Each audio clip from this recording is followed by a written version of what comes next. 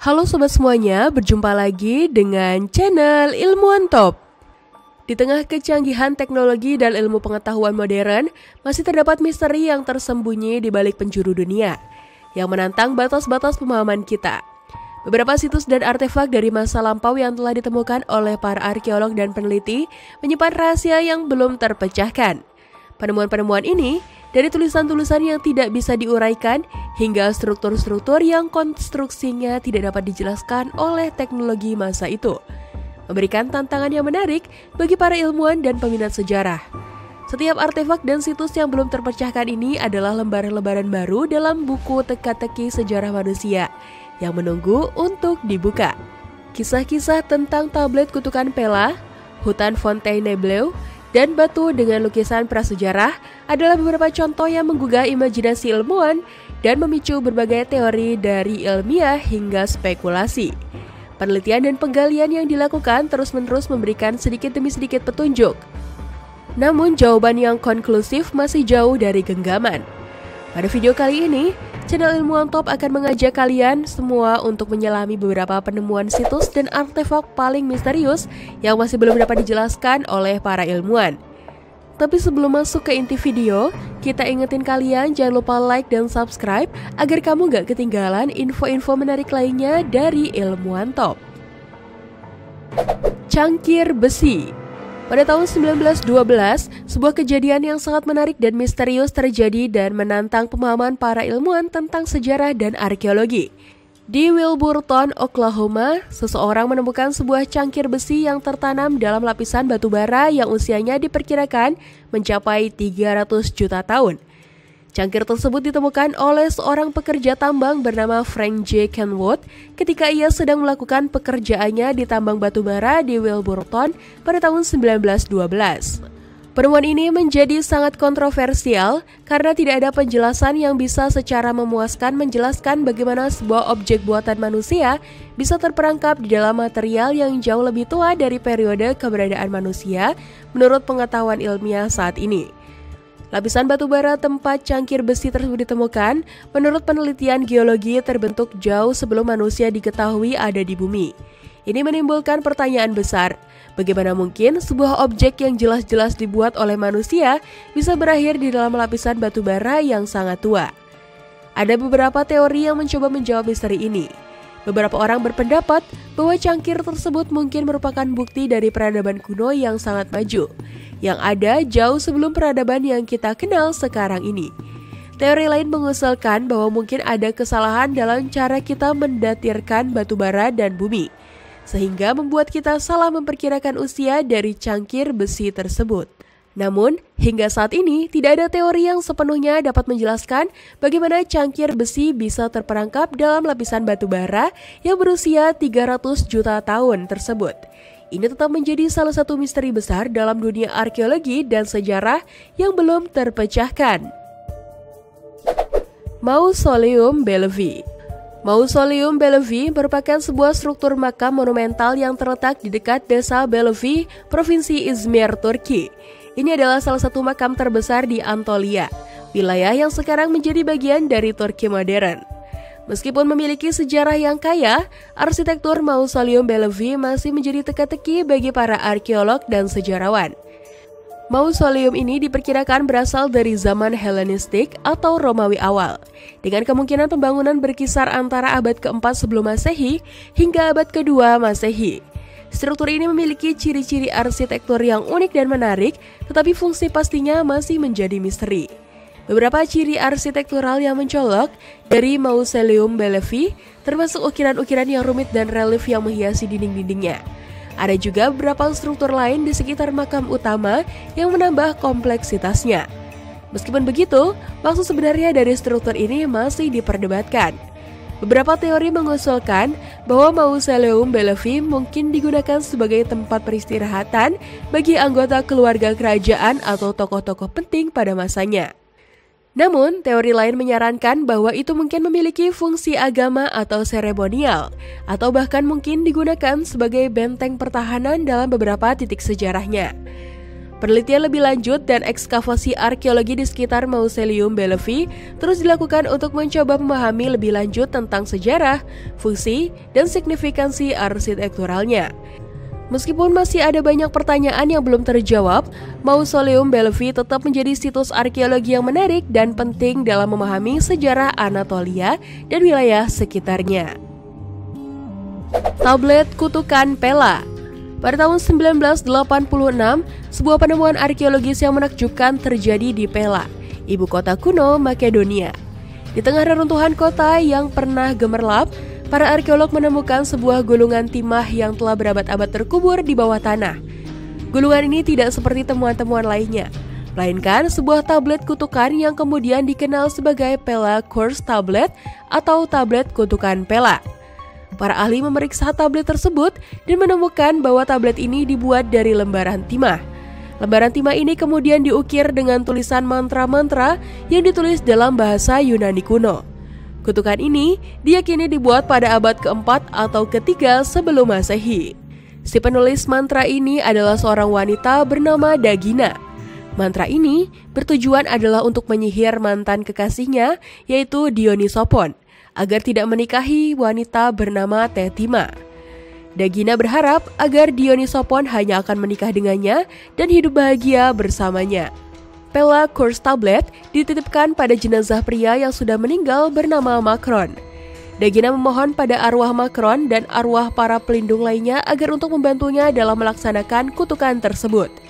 Temuan tablet ini memberikan gambaran tentang struktur sosial dan kepercayaan magis di Makedonia. Kutukan semacam ini seringkali digunakan dalam praktik magis pada masa Yunani kuno untuk meminta dewa-dewa menghukum atau merugikan seseorang yang dianggap sebagai musuh atau penjahat. Meskipun Pella Curse Tablet ditulis oleh seseorang dari kelas bawah, namun penggunaan sihir di Yunani kuno tidak terbatas pada kelas sosial tertentu, tapi juga digunakan oleh individu yang lebih kaya untuk berbagai tujuan, termasuk cinta, balas dendam, atau keuntungan ekonomis. Tulisan pada tablet ini juga sangat unik karena ditulis dalam dialek Yunani Dorik yang khas, yang membedakannya dari subdialek Dorik lainnya seperti Epirot dan Lokris. Ini menunjukkan bahwa dialek Dorik bukanlah bahasa yang diimpor ke Makedonia, melainkan dialek asli dari wilayah tersebut, yang memberikan bukti penting tentang identitas linguistik kuno Makedonia. Penemuan tablet ini menjadi tonggak penting dalam memahami sejarah dan budaya Makedonia kuno. Tidak hanya memberikan wawasan tentang praktik sihir dan hubungan pribadi pada masa itu, tetapi juga membantu para ilmuwan memecahkan teka-teki tentang bahasa Makedonia kuno yang sebenarnya. Para ahli seperti Profesor Johannes Engels dari Universitas Cologne dan James L. O'Neill dari Universitas Sydney telah berargumen bahwa tablet ini mendukung pandangan bahwa Makedonia adalah dialek Yunani Barat Laut, khususnya Dorik. Inka Kamana. Situs Inka Kamana, yang juga dikenal sebagai Temple of the Moon, adalah sebuah situs seremonial kuno yang berasal dari abad ke-15 Masehi, terletak di wilayah Cusco, Peru. Situs ini dikenal karena konstruksi semi-sirkulanya yang khas serta keselarasan dengan siklus bulan, mencerminkan pemahaman Inka yang maju tentang astronomi dan penghormatan mereka terhadap benda-benda langit. Inka Kamana adalah saksi bisu dari kecanggihan dan kedalaman spiritual peradaban Inka. Situs ini dengan arsitektur yang selaras dengan fenomena alam menunjukkan bahwa Inka memiliki pengetahuan yang mendalam tentang lingkungan dan langit. Hal ini menimbulkan pertanyaan tentang bagaimana mereka membangun dan menggunakan situs ini, serta misteri lain yang terkait dengan praktik spiritual mereka. Struktur situs Inka Kamana terlihat seperti ukiran tangga, tempat duduk, dan cerukan yang besar dan kompleks. Semuanya terbuat dari abu padat yang kemungkinan besar bersumber dari Bukit Kapia. Bukit ini tidak hanya berperan penting sebagai sumber bahan, tetapi juga dikenal sebagai tambang batu vulkanik yang keras dan tahan lama. Pemilihan bahan yang cerdas dan berkelanjutan oleh bangsa Inka ini sangat memperhatikan kualitas dan daya tahan material yang dipakai dalam arsitektur mereka.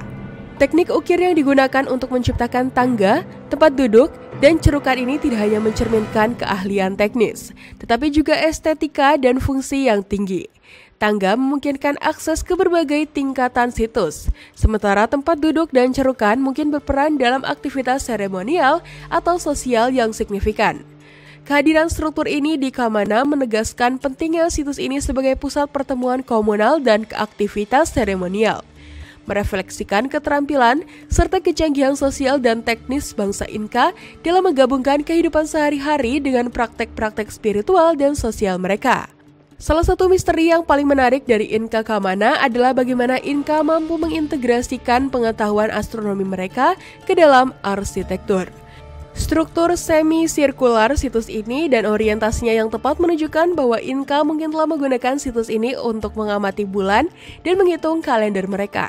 Namun tanpa catatan tertulis yang tersisa, para peneliti hanya dapat berspekulasi tentang teknik dan metode yang digunakan oleh Inka. Di samping itu, tujuan pasti dari penggunaan situs ini juga belum dapat diketahui. Beberapa teori menyatakan bahwa ini adalah tempat suci, digunakan untuk upacara keagamaan dan sebagai tempat pertemuan para pemimpin Inka untuk merayakan ritual penting. Namun ada juga yang berpendapat bahwa Kamana mungkin memiliki peran sebagai pusat astronomi, dengan beberapa bangunan yang diorientasikan untuk mengamati benda-benda langit, mirip dengan observatorium lain dalam Kekaisaran Inka. Knipster Bros.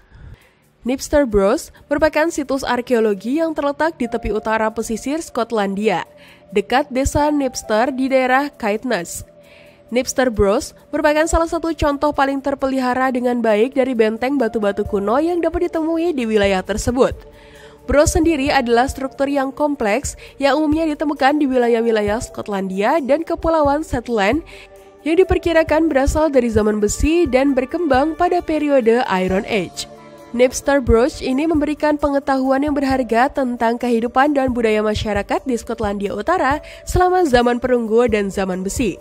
Situs ini telah menghasilkan berbagai artefak yang memberikan gambaran tentang cara hidup, kerajinan, dan mungkin juga kegiatan ritual yang dilakukan oleh penduduk setempat.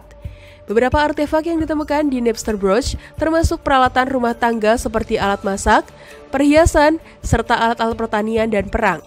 Selain itu, juga ditemukan sejumlah benda-benda misterius yang sepenuhnya dapat dijelaskan oleh para ilmuwan, termasuk artefak-artefak yang memiliki kegunaan atau makna yang tidak jelas.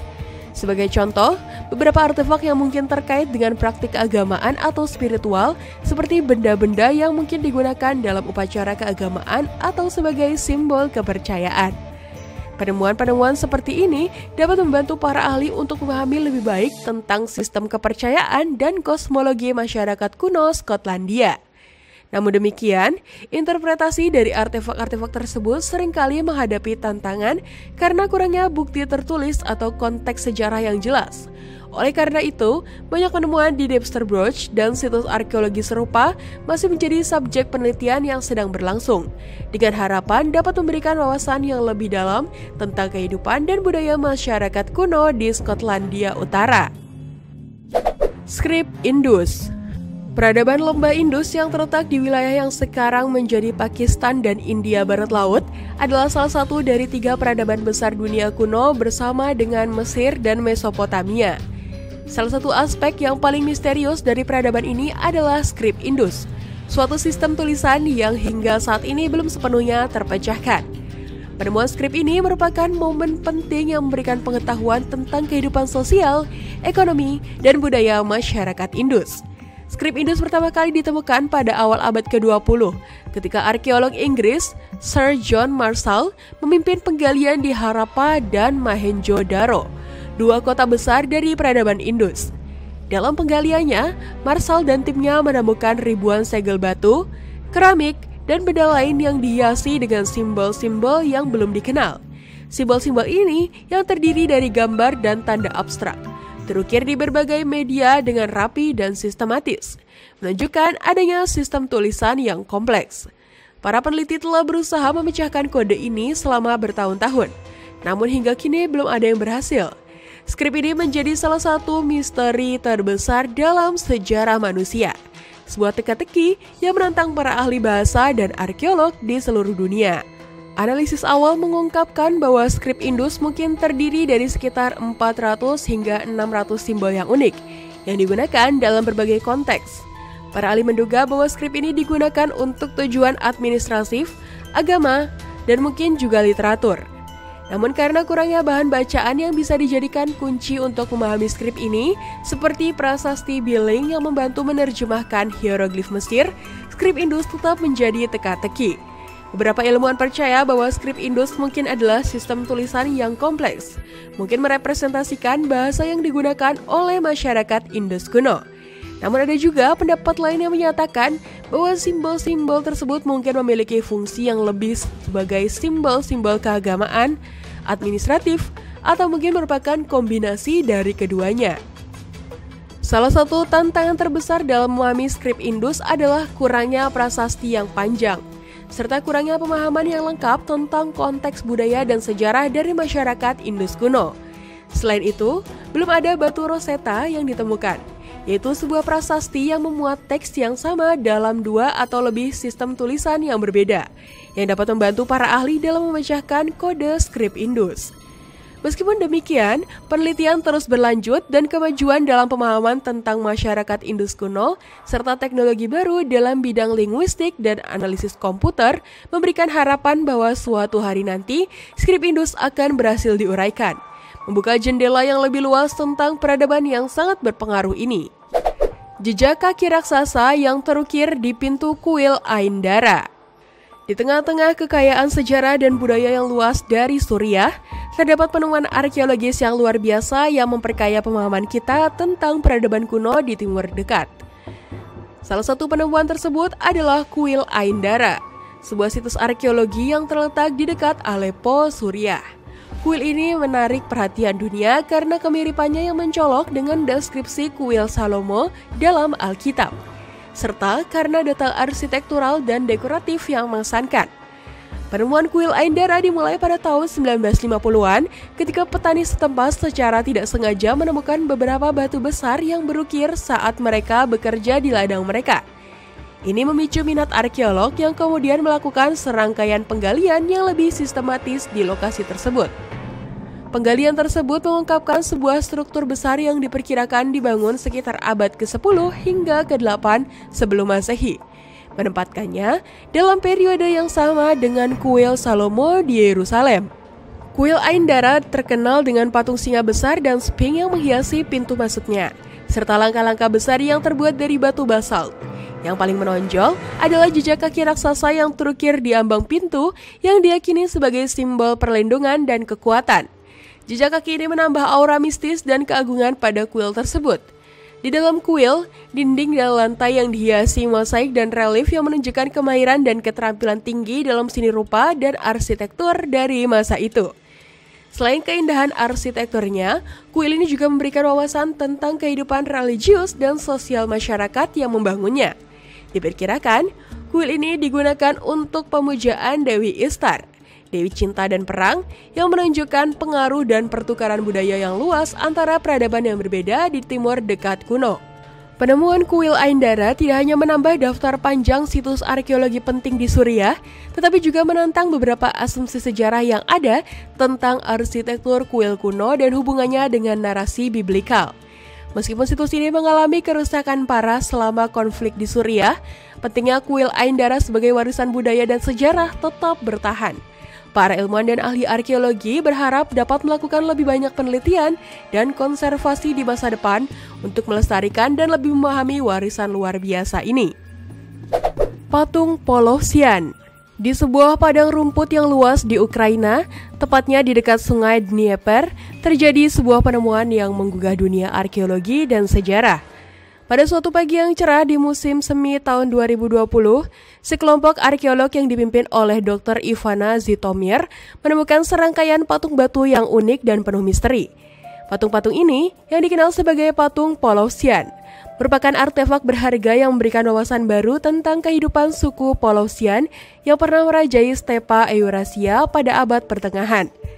Sebelum penemuan ini, pengetahuan tentang suku Polosian sebagian besar bersumber dari catatan sejarah dan cerita rakyat yang tersebar di wilayah itu. Namun, patung-patung yang ditemukan ini menawarkan bukti fisik langsung tentang seni dan kepercayaan suku tersebut.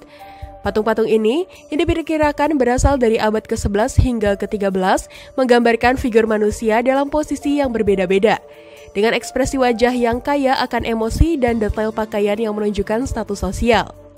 Dr. Zitomir dan timnya menghabiskan berhari-hari untuk menggali dan mempelajari patung-patung tersebut. Setiap patung memiliki ciri khasnya tersendiri, namun semuanya menunjukkan keahlian tinggi dalam pahat batu. Penemuan ini bukan hanya menambah wawasan tentang teknik pembuatan patung pada masa itu, tetapi juga memberikan petunjuk tentang agama dan ritual suku Polosian.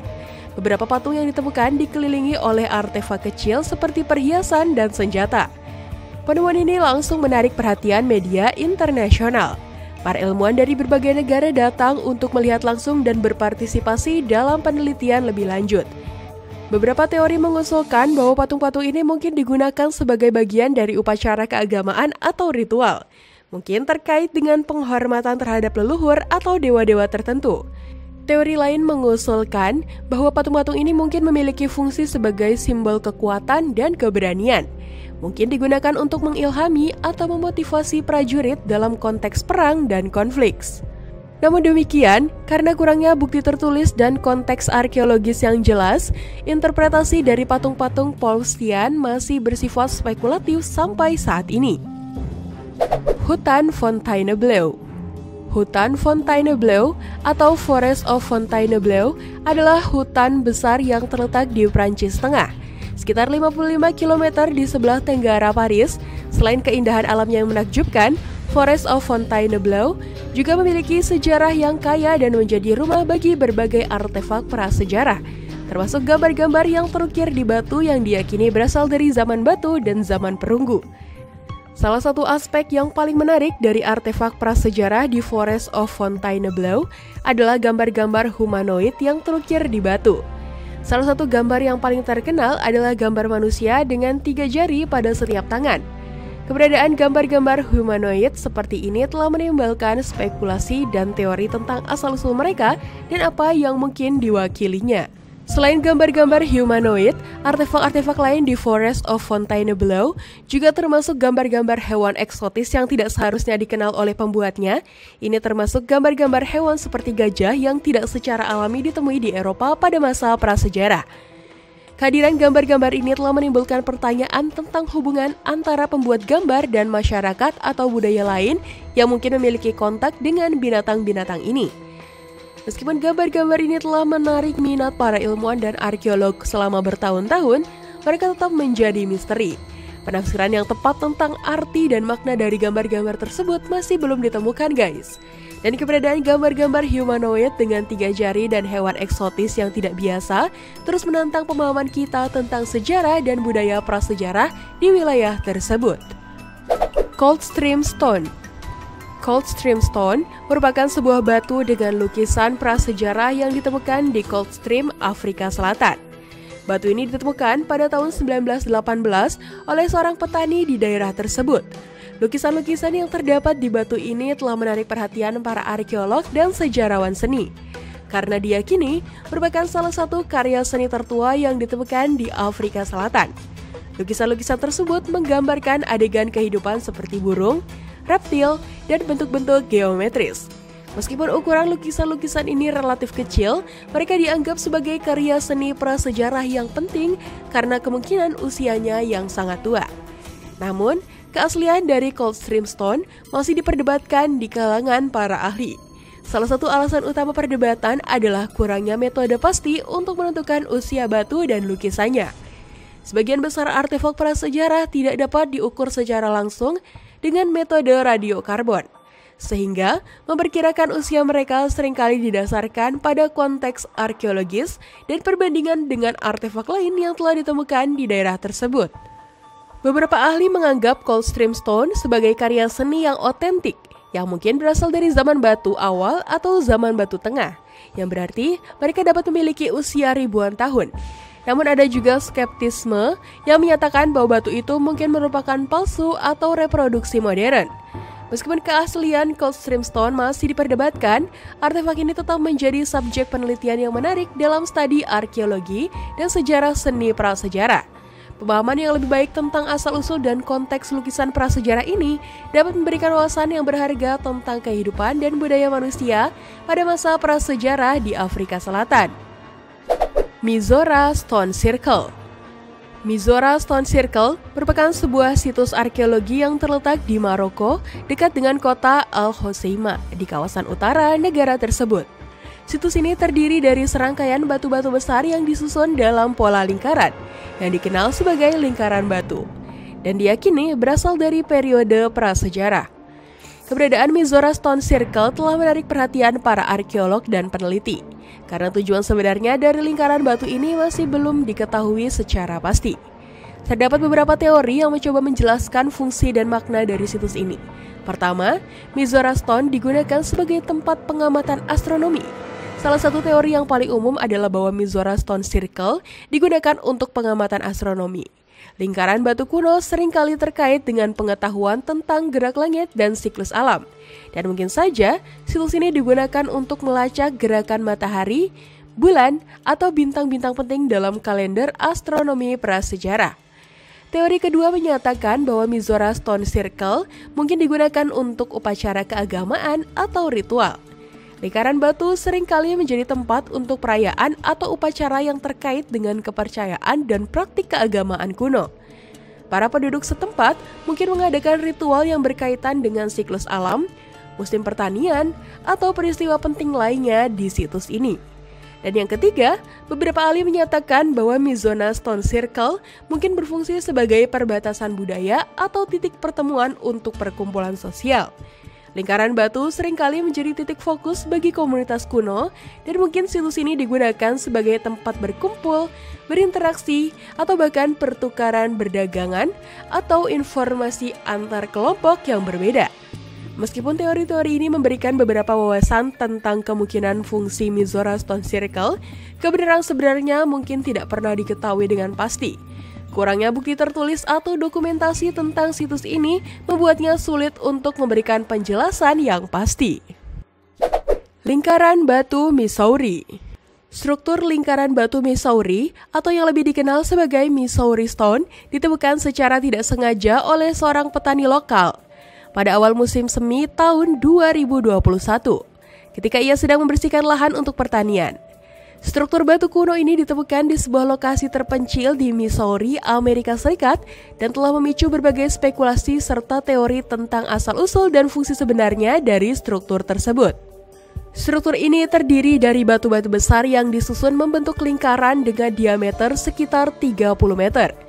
Batu-batu ini tampaknya dipilih karena ukuran dan bentuknya yang seragam. Dan beberapa di antaranya memiliki tanda-tanda bahwa mereka telah diolah sebelum diletakkan pada posisinya yang sekarang. Tidak ada catatan sejarah atau dokumentasi yang menjelaskan asal-usul atau tujuan dari pembangunan lingkaran batu ini, yang membuat banyak orang bertanya-tanya tentang peradaban yang mungkin telah membangunnya. Beberapa teori mengusulkan bahwa lingkaran tersebut mungkin telah digunakan sebagai tempat ritual atau sebagai observatorium astronomi oleh suku asli yang tinggal di wilayah tersebut sebelum kedatangan Eropa. Para arkeolog telah mengunjungi situs ini, mencatat bahwa susunan dan orientasi batu-batu tersebut menunjukkan pengetahuan yang canggih tentang geometri dan astronomi. Analisis lebih lanjut terhadap batuan dan tanah di sekitar situs juga mengungkapkan bahwa beberapa material dibawa dari lokasi yang jauh, menandakan usaha yang signifikan dan organisasi sosial yang kompleks. Namun, tanpa bukti tulisan atau artefak lain, teka-teki tentang pembangunan dan maksud sebenarnya dari Missouri Stone Circle tetap menjadi misteri. Analisis lanjutan menyatakan bahwa Missouri Stone Circle mungkin telah dibangun sekitar 1000 tahun yang lalu, yang menunjukkan bahwa daerah tersebut pernah menjadi tempat penting bagi kegiatan komunal atau upacara ritual. Upaya-upaya untuk menggali lebih dalam mengenai keberadaan lingkaran batu ini telah dihadapkan pada berbagai tantangan. Salah satu tantangan terbesar adalah keberatan dari komunitas lokal yang menganggap area tersebut sebagai tanah suci. Hal ini menimbulkan perdebatan tentang sejauh mana penggalian arkeologis harus dilakukan, mempertimbangkan pentingnya pelestarian nilai sejarah dan budaya dibandingkan dengan kebutuhan untuk memahami sejarah manusia lebih dalam. Meskipun masih banyak pertanyaan yang belum terjawab, penemuan Missouri Stone Circle telah memberikan wawasan baru tentang kompleksitas dan kekayaan budaya penduduk asli Amerika sebelum kolonisasi. Para peneliti berharap bahwa dengan kemajuan teknologi dan metodologi penelitian, suatu hari nanti misteri di balik lingkaran batu ini dapat terungkap. Gua Creubeira Veronica. Di tengah hamparan alam liar, tersembunyi sebuah misteri yang memikat para penjelajah dan ilmuwan dari berbagai penjuru dunia. Gua Creubeira Veronica. Gua ini terletak di pegunungan Arabica Massif di wilayah Abkhazia, Georgia. Gua ini tidak hanya terkenal karena kedalamannya yang luar biasa, tetapi juga karena teka-tekinya yang belum terpecahkan hingga saat ini. Penemuan gua ini membuka babak baru dalam penelitian geologi dan speleologi. Namun masih banyak hal yang belum diketahui tentang rahasia-rahasia yang terkubur di dalamnya. Gua Creubeira Veronica, yang sering disebut sebagai gua terdalam di dunia, pertama kali ditemukan oleh sebuah tim ekspedisi yang dipimpin oleh penjelajah berani dari Eropa. Saat itu, langit sedang menggantung suram dengan awan mendung, memberikan suasana yang semakin mencekam. Memasuki gua, tim tersebut dihadapkan pada jalur yang gelap dan sunyi. Hanya suara tetesan air yang menemani mereka menembus keheningan yang pekat. Perjalanan ke dalam gua bukanlah tugas yang mudah. Tim penjelajah harus mengatasi rintangan fisik seperti dinding gua yang licin, lorong-lorong sempit yang hanya cukup dilalui oleh satu orang, dan air terjun bawah tanah yang deras. Setiap meter yang mereka susuri ke dalam gua semakin membuktikan keangkerannya, dan setiap langkah membawa mereka menjauh dari cahaya matahari. Saat mencapai kedalaman lebih dari 2 km, tim mulai menemukan formasi batuan yang tidak biasa. Stalaktit dan stalagmit dengan bentuk dan ukuran yang membingungkan. Seolah-olah alam sendiri telah menciptakan karya seni yang eksentrik. Lebih jauh lagi, mereka menemukan ruang-ruang besar yang belum pernah tercatat sebelumnya, penuh dengan danau bawah tanah yang tenang dan misterius. Namun misteri terbesar Creubeira Veronica Cave bukanlah pada formasi batuannya atau kedalamannya yang mencengangkan, melainkan pada jejak-jejak kehidupan yang ditemukan di dalam gua. Di sana, tim ekspedisi menemukan spesies-spesies baru yang belum pernah dilihat sebelumnya. Makhluk-makhluk kecil yang telah beradaptasi dengan lingkungan gelap dan terisolasi. Kehidupan ini menunjukkan bahwa bahkan di tempat paling terpencil dan tidak ramah di bumi, kehidupan dapat menemukan cara untuk berkembang. Setiap penjuru Creubeira Veronica Cave menyimpan misteri yang belum terungkap, menjadikannya salah satu tempat paling misterius di bumi. Walaupun banyak ekspedisi yang telah mencoba untuk menjelajahi dan memahami gua ini, masih banyak hal yang belum diketahui dan banyak cerita yang belum diceritakan.